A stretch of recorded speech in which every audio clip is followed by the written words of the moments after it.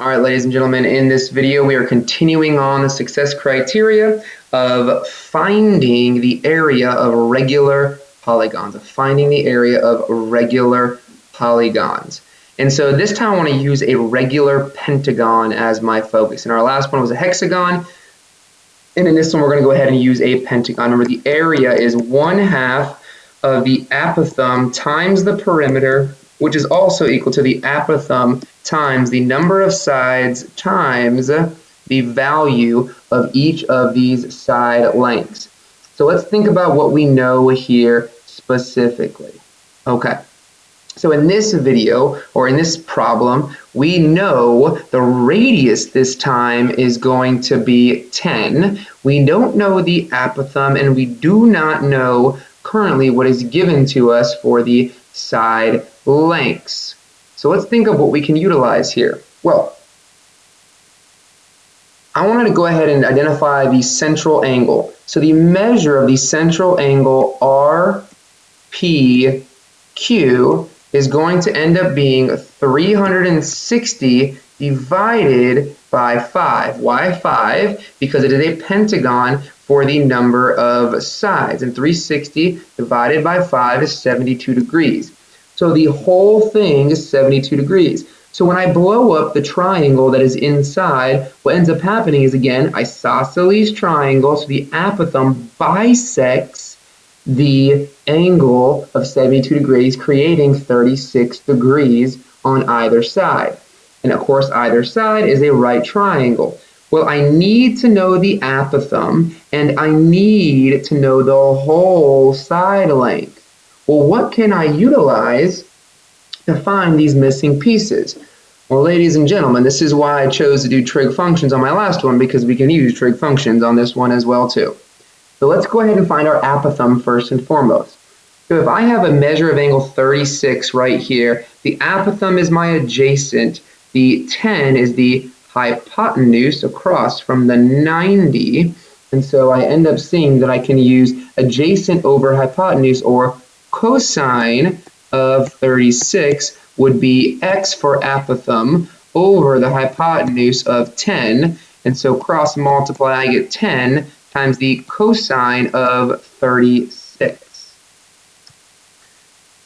So we got our calculator on out. We are making sure that we are in degree mode, and 10 times the cosine of 36 is going to be equal to about 8.1. So roughly about 8.1. Now remember, if you're doing this on the smaller TI-30XAs, you would have to do 36 cosine times 10. 36 cosine times 10.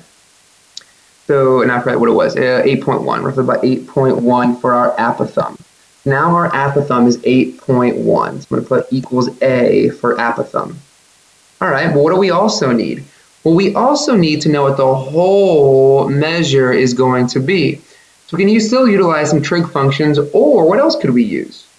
Well, at this point, we know the apothem and we know the hypotenuse, so we could technically use Pythagorean theorem as well too to find it. I'm going to use trig functions just to continue on. I think we kind of all need more practice using trig functions more than we do Pythagorean theorem. So I'm going to use what we know about the opposite and the hypotenuse of sine to find x over 10 in this case. And so cross multiply. X is going to be 10 times the sine of 36 this time. And so let me pull my calculator back on up. We clear it and we get 10 times the sine of 36.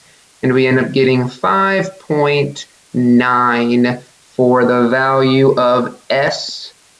So this is the value of SR. So be careful that this is also 5.9. So we need to add them all together.